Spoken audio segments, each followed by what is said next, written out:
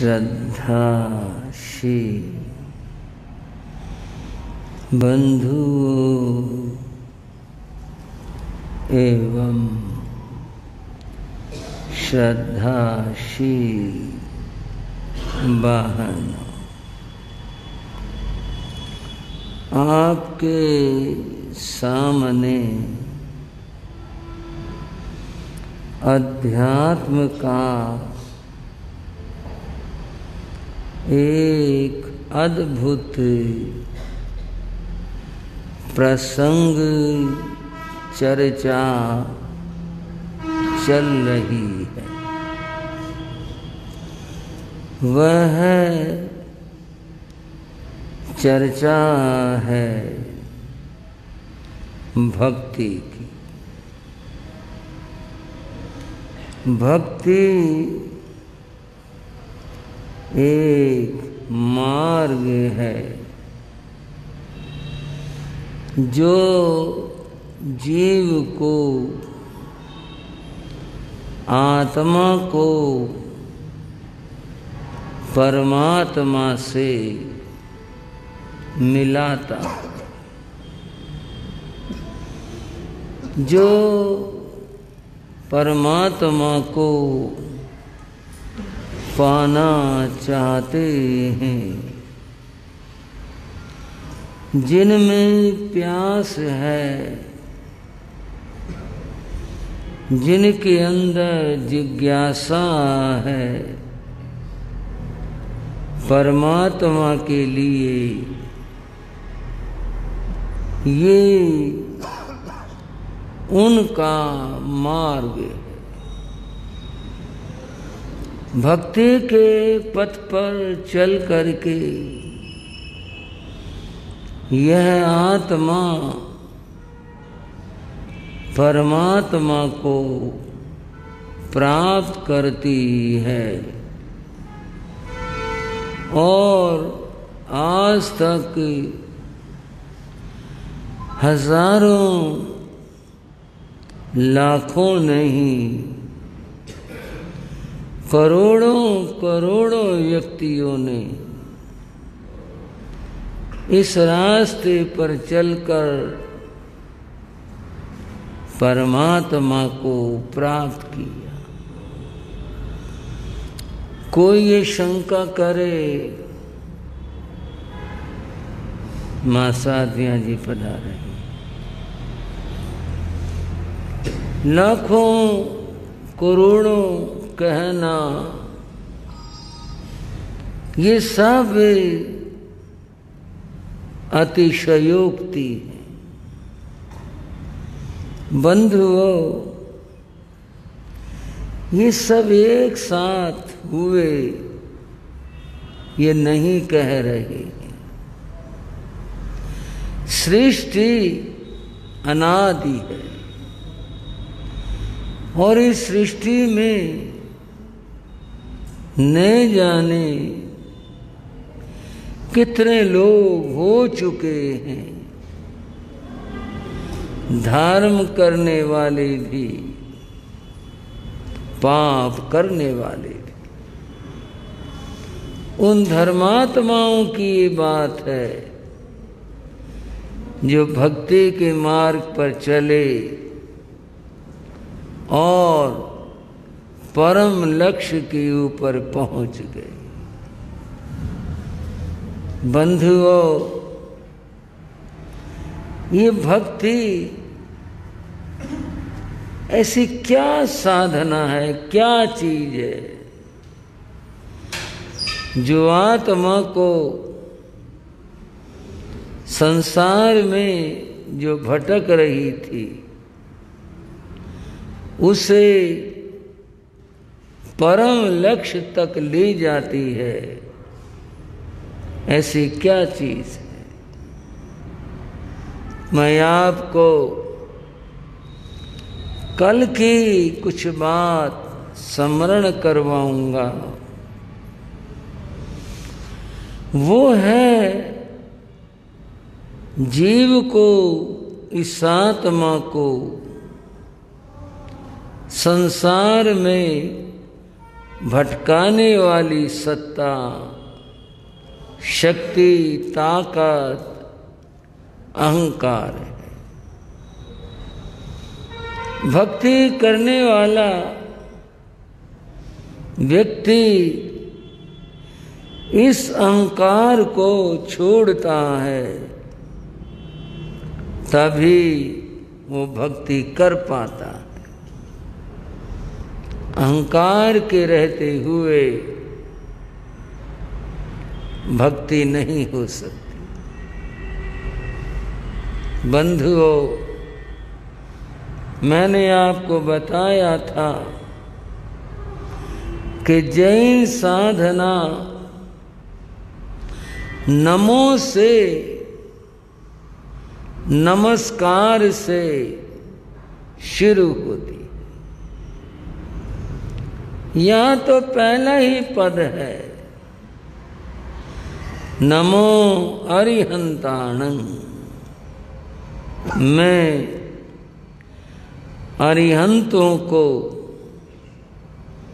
अरिहंत परमात्मा को नमन करता हूं। नमन करने से, झुकने से आत्मा में रहा हुआ अहंकार दूर होता है। एक बार रविन्द्रनाथ टैगोर, जो राष्ट्र कवि कहला गए, जिन्हें नोबेल पुरस्कार मिला, उन्होंने अपनी कविता में कहा था, हे परमात्मा, तू मेरे अहंकार को गला दे। लोग तो इसे सुरक्षित रखते, इस अहंकार को बचा कर रखते हैं। रविन्द्रनाथ टैगोर कहते हैं, हे परमात्मा, तू मेरे अहंकार को गला दे और यह अहंकार मेरी आंखों से बहकर बाहर हो जाए, मेरी आंखें धुल जाएं, तभी मेरी आंखें तेरा दर्शन कर सकें। बंधुओं, इस बात को, इन भावों को सोचो। अहंकार का पर्दा जब तक लगा है, पड़ा है, परम के दर्शन नहीं होते। ये आंखें धुल जाएं, इस पानी से नहीं, किसी औषध से नहीं, उस जल से जो अहंकार टूटा और बह गया, उस जल से, तभी मैं तेरे परमात्मा के दर्शन कर पाऊंगा। रविन्द्रनाथ टैगोर अहंकार टूटने की बात करते हैं और एक सामान्य आदमी अहंकार बढ़ाने की बात करता है। फर्क है सोच और चिंतन में। याद रखना, भक्त का जो हृदय है वह अहंकार से रहित होता है, तभी वो समर्पित होता है प्रभु के चरणों में। अहंकार के रहते हुए कभी समर्पण नहीं हो सकता। गीता में एक बात कही, भक्त मन की बात कही, अद्वेष्टा सर्वभूतानां। अद्भुत है, स्मरणीय बात है। अद्वेष्टा सर्वभूतानां, जिसको किसी भी जीव से द्वेष नहीं होता। भाइयों, कैथल वालों, मेरी बहनों, जिसके भीतर में द्वेष भरा हुआ है वो परमात्मा को नहीं पा सकता। अद्वेष्टा सर्वभूतानां मैत्र करुण एव च, जिसके अंतर में, जिसके मन में मैत्री भाव भरा हो, जीव मात्र के लिए, हर किसी के लिए करुण एव च, और जीवों के लिए करुणा भरी हो। मुझसे किसी को भी पीड़ा न पहुंचे, मुझसे कोई दुखी ना हो, ऐसा भाव, करुणा का ये भाव सब जीवों के प्रति जिसके भीतर में विद्यमान है, निर्ममो निरहंकार है। संसार के पदार्थों और संबंधों के प्रति कहा निर्ममो, ये मेरा नहीं है। इसी में राज है सारा। अगर ये कहा इदम न मम, ये मेरा नहीं है, बस यही अध्यात्म है। और इदम मम, ये मेरा है, जहाँ ये भाव है वहाँ संसार है। निर्ममो, जिससे ममत्व भाव नहीं होता, निरंकार है। और जिसमें अहंकार नहीं होता, सम दुख सुख समी, सब अवस्थाओं में समान होता है, वह भक्त मुझे प्रिय होता है। उसको भक्त कहा श्री कृष्ण ने, जिसमें ये गुण विद्यमान हो। अगर ये गुण विद्यमान नहीं है, अहंकार है, ममत्व है, चित्त में द्वेष है, करुणा नहीं है और मैत्री नहीं है, वो मेरा भक्त नहीं होता। भक्त वही है जिसमें से ये भाव, घृणा के भाव निकल जाते हैं।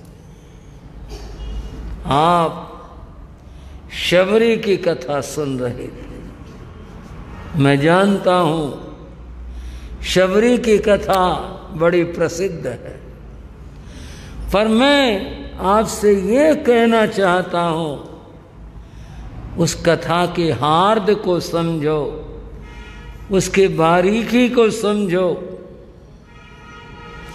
ऋषि ने कहा था शबरी को, तो उस परम का स्मरण कर, उसके भक्ति कर, उसके भक्ति करेगी तो तुझे उसके दर्शन होंगे, मुझे और परमात्मा के दर्शन होंगे। हाँ शबरी, परमात्मा के दर्शन होंगे। और क्या, वो स्वयं चल करके तेरी कुटी पर आएगा।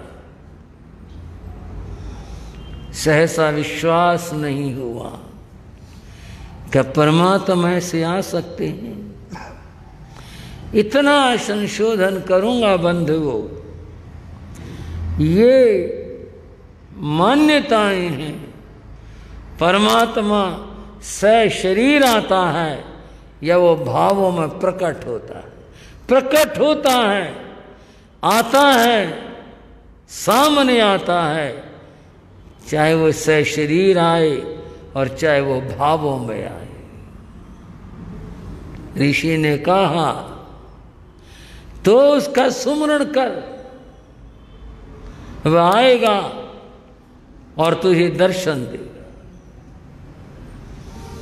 विश्वास एक बड़ी चीज होती है।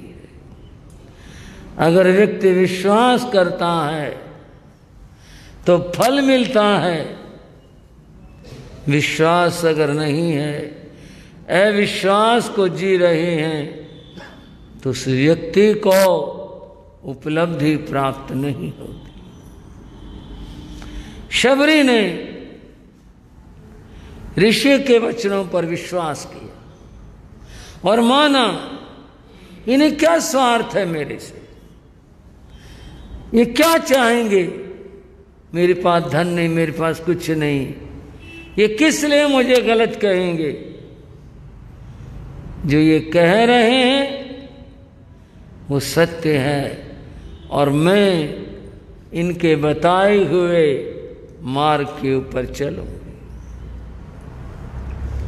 आत्महत्या का भाव छोड़ दिया। अब तो भाव ये बना कि जीवन अनमोल है, इस जीवन को परमात्मा की भक्ति में, परमात्मा के सुमरण में व्यतीत करना।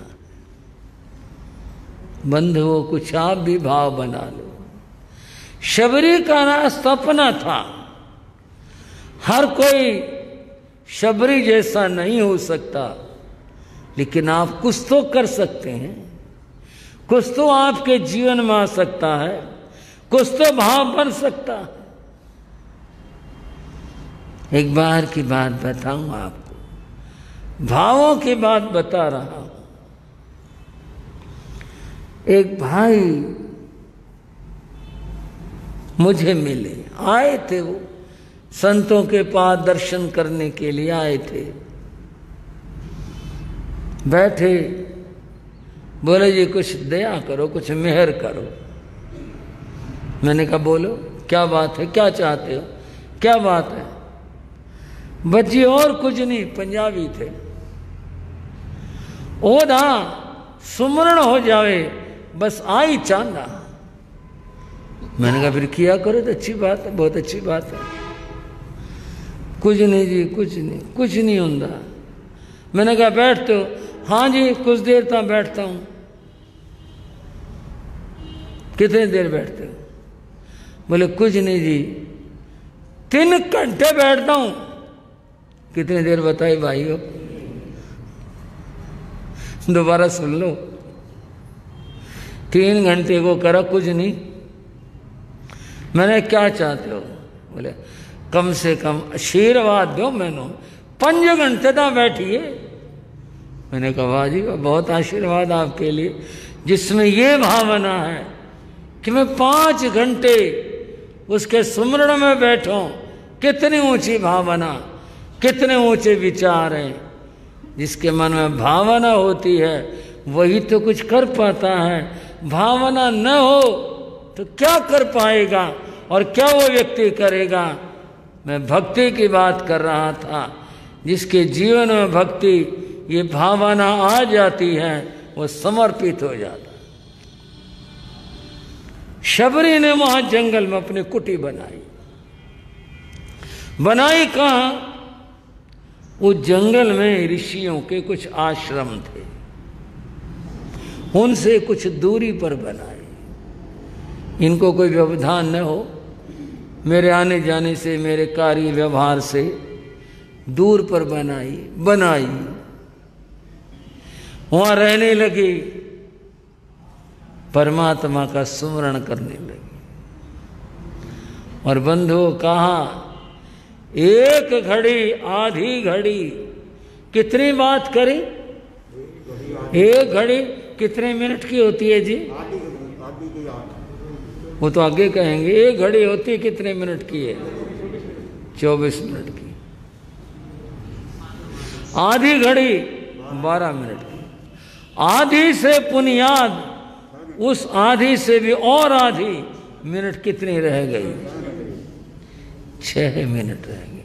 कुल 6 मिनट तुलसी संगत साधकी कटे कोटि अपराध। इतनी देर भी यदि कोई भावना के साथ में सुमरण करे, कोटि अपराध, करोड़ों पाप उस व्यक्ति के धुल जाते हैं, कट जाते हैं। इतनी उसकी महिमा है। तो जो व्यक्ति कुछ करता है, भजन करता है, उपासना करता है, भक्ति करता है, परमात्मा को याद करता है, उसके तो जन्म जन्म के पाप धुल जाते हैं और कट जाते हैं।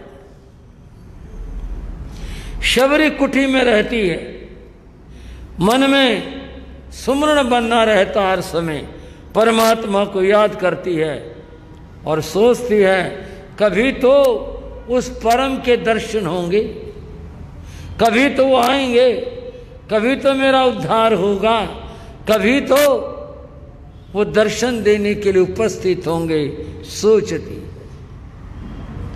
उसका ध्यान परम में है, ये उसकी भक्ति है। नाम सुमरण करना परमात्मा का ये भक्ति है। बंधुओं,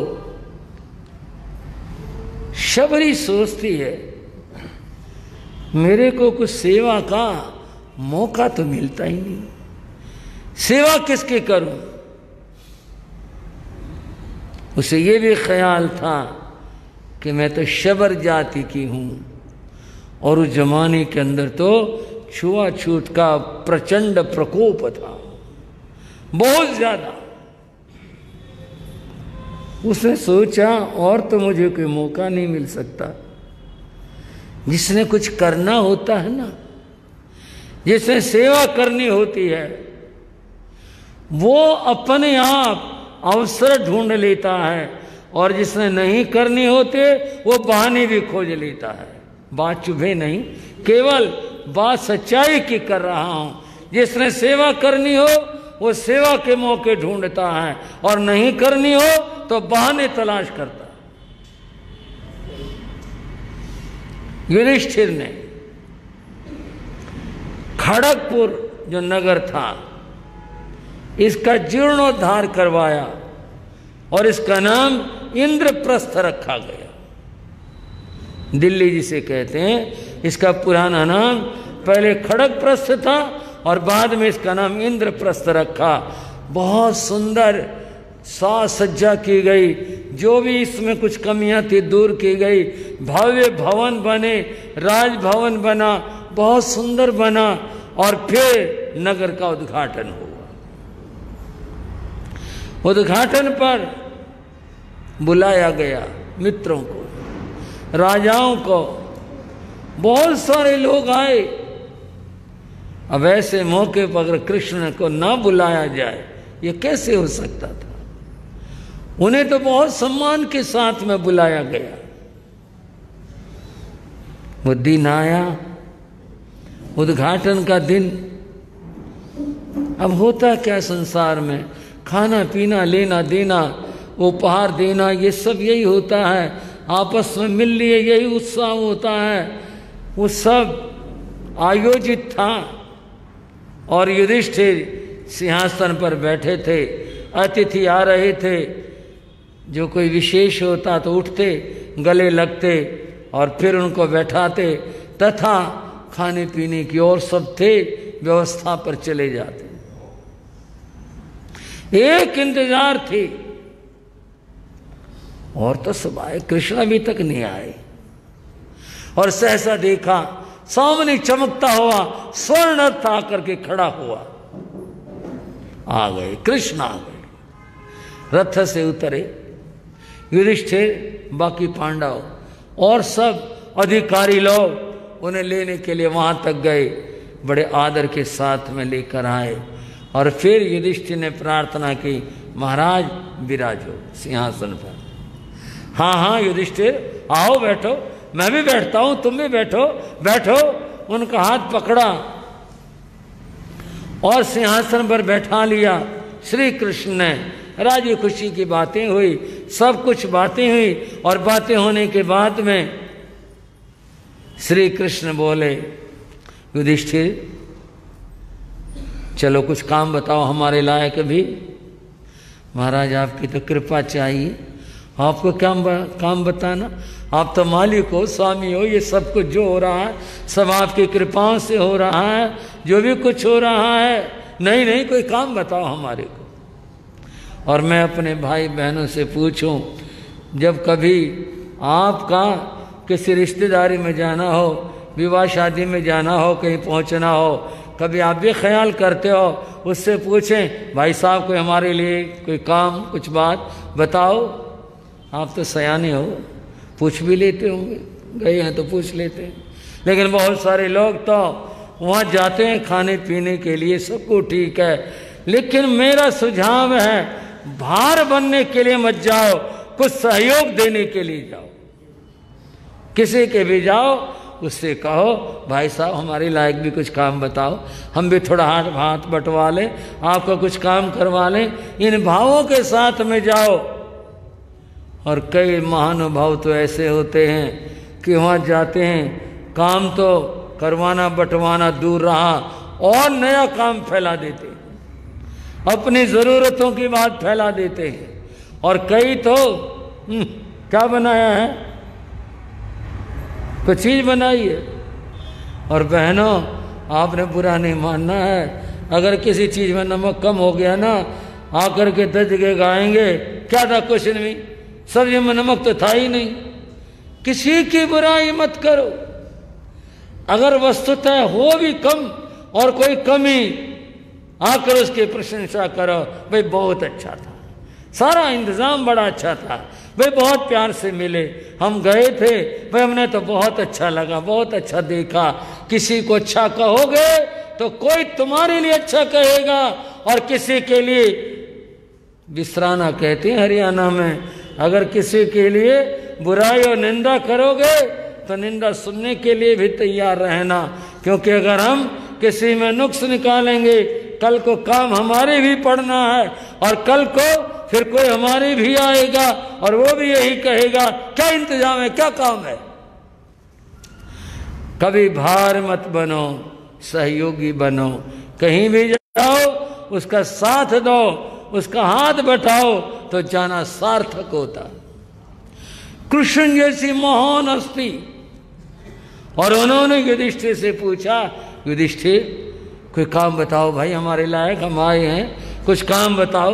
महाराज आपको, आप तो मालिक हो। कृष्ण ने देखा ये नहीं काम बताएंगे, कोई बताएगा भी कैसे, बोला कौन काम बताने लगा, वे हमारा ये काम करवा दो। कोई और मेहमान आया, युधिष्ठिर ने अनुमति मांगी, भगवान इजाजत हो तो मैं और मेहमान, हाँ जाओ जाओ भाई काम करो, आए हैं, आदर सत्कार करो, सबको लाओ। उठ करके चले गए। कृष्ण पीछे से उठे और उठ करके इधर उधर देखा कहीं कोई काम हो, क्योंकि जिसने सेवा करनी है वो काम ढूंढता है। नजर डाली, कहीं कुछ नहीं, सब प्रबंध सही था। और गए जहां खाना हो रहा था वहां गए। कहां गए भाइयों? लोग पंक्ति में बैठे खाना खा रहे थे। देखा, नजर डाली, पंक्ति उठ गई, पत्तल उठाने वाला व्यक्ति नहीं आया, इधर उधर चला गया, या देर हो गई, कुछ हो गया। और लोगों को बैठना था, वो खाली हुई थी जगह है, लोग खड़े थे, पत्तलें उठे तो नई पत्तल लगे, और नई पत्तल लगे तो फिर बैठने वाले बैठे। कृष्ण ने ये देखा, पल नहीं खोया, उसी पर फटाफट पत्तलें उठाई, इकट्ठी करी, और जहां डालने थे वहां चले गए। दूसरी पंक्ति फिर खाली हुई, वहां लग गए। और देखने वाले नहीं पहचान पाए। उन्होंने तो ये सोचा होगा इसकी ड्यूटी होगी पत्तल उठाने की, कर्मचारी होगा कोई, पहन लिए होंगे ऐसे कपड़े दिखाने के लिए। कईयों ने तो काम ही बता दिया, ये भी उठा दे भाई, इधर की रहेगी, ये भी आता हूं जी, अभी आया, और वो उठाने लग गए। युधिष्ठिर आए, कृष्ण कहाँ गए होंगे? इधर उधर महल में चले गए होंगे मिलने के लिए। वहां देख कर क्या ढूंढ कर देखना भाई कृष्ण कहाँ गए? इधर उधर देखा, कहीं भी दिखाई नहीं दिए। आखिरकार सोच हुई कहाँ चले गए, रथ तो ये खड़ा हुआ, किधर चले गए, किसको मिलने चले गए। और वो घूमते ढूंढते वहां चले गए और देखा फटाफट फटाफट क्या कर रहे थे।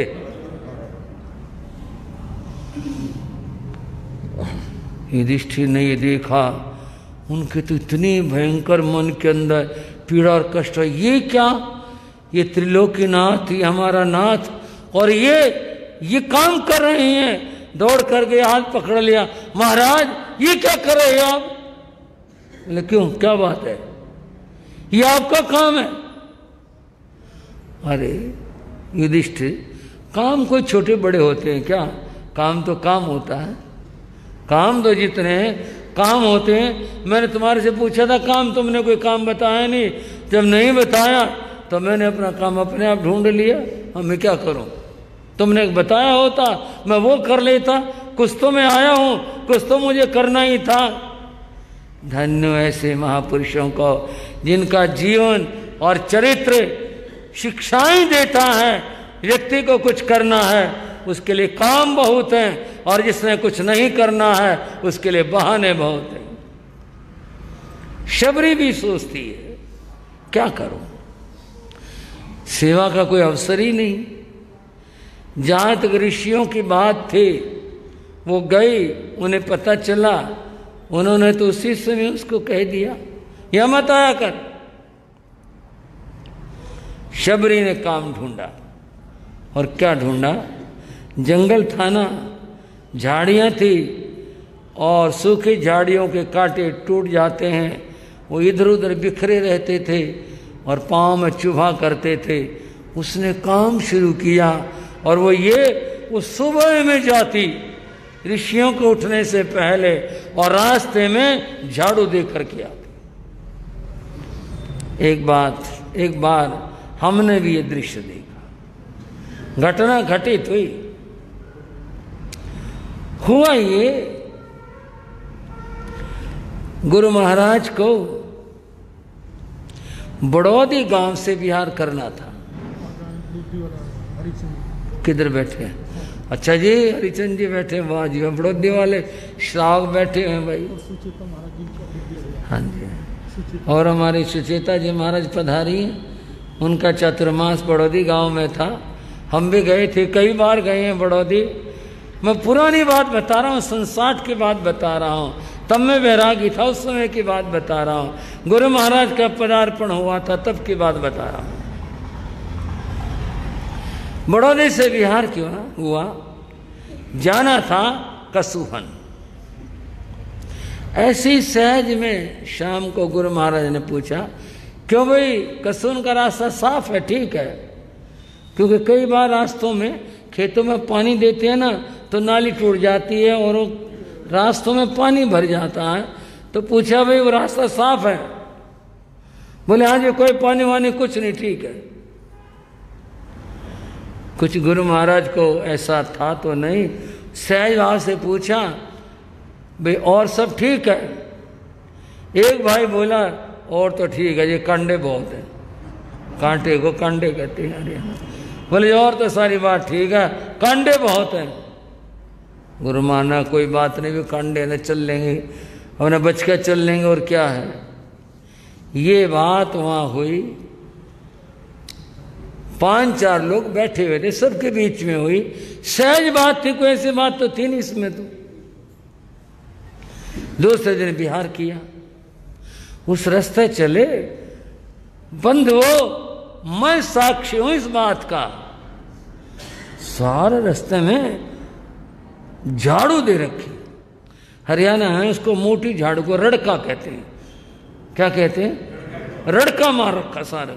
हाँ भी हरिचंद, रड़का ही कहते हैं ना, वो बन चटियों का बना ले, उसको रड़का मारना कहते हैं। सारे वो मोटे मोटे रड़का मार रखा, लाइन ही लाइन ऐसे मार रखा, रास्ता बना रखा। अब गुरु महाराज ने भी देखा, भाई ये कैसे रड़का लगा रखा इसमें, क्या बात है। लोग भी कहें ये तो रड़का मार रखा जी किसी ने, कैसी क्या बात हुई, किसने मारा, कौन देगा रड़का, जब निकल लिया ना कई किलोमीटर आगे, 2-3 किलोमीटर आगे, तब सामने आया एक भाई, बनछटियाँ होती हैं इसकी कपास के जो होती हैं, उनका बना रखा रो अपने, मारता मारता चलने लग रहा है। महाराज ने नाम लिया, पूछा ये क्या कर रहा भाई? बोले ये कुछ नहीं, क्या करना था, कांटे बुहार रहा हूँ। और बोले हमारे लिए क्या जरूरत थी? बोले मैं तो अपने कांटे बुहार रहा हूँ। पर गजब की बात कह दी उसने, मैं तो अपने कांटे बुहार रहा हूँ। महाराज ने कहा ना वो इसकी क्या जरूरत थी? बोले मैं तो अपने कांटे बुहार रहा हूँ। वो सचमुच में अपने कांटे बुहार लेते हैं जो दूसरों के कांटे रास्ते से दूर किया करते। शबरी ने यही काम किया, रास्ता साफ कर देती, रास्ते में पानी छिड़क देती। अब बताओ, ऋषियों को उनके अंतर में घृणा थी, जाति का विद्वेष था, मन में घृणा भरी हुई थी। अब इस काम के लिए क्या मन करे? उन्होंने ऐतराज उठाया कि जिस तालाब में ये जाती है पानी भरने के लिए, हम लोग वहां नहाते हैं और ये जाती है वहां पर, तालाब का जो पानी है वो अपवित्र होता है।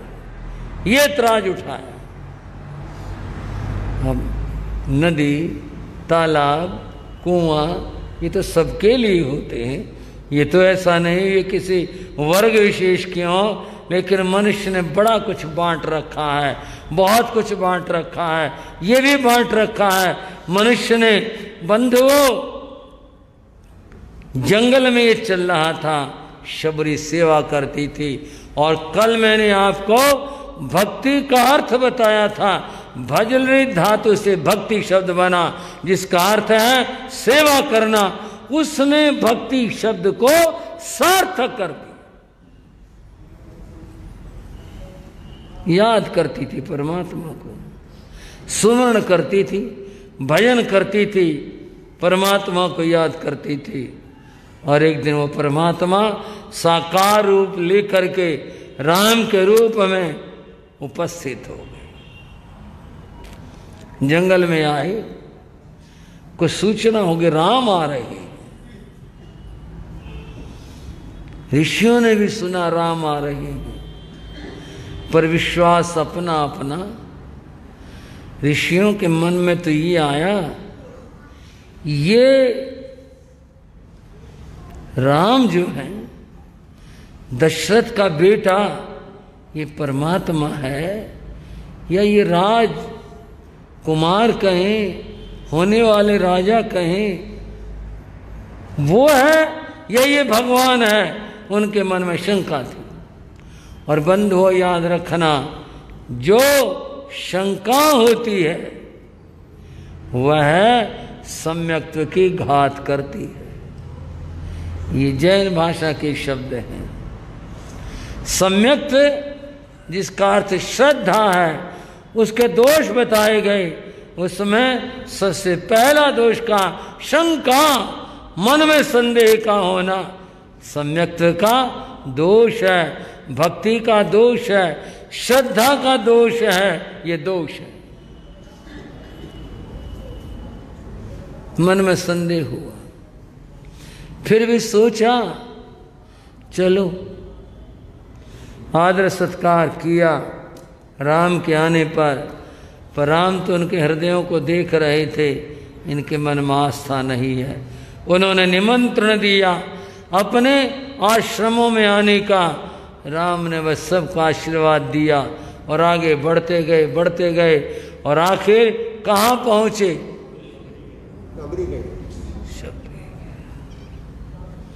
ऋषियों ने कहा लो, हम तो पहले ही कह रहे थे, अगर ये भगवान होता ऐसे थोड़े होता। ऋषियों को छोड़ करके वहां चले गए, शबरी के चले गए। अगर ये वस्तुतः भगवान होता तो बोला क्यों ऐसा करते और क्यों ऐसा होता? वहां तो कुछ और ही हो गया।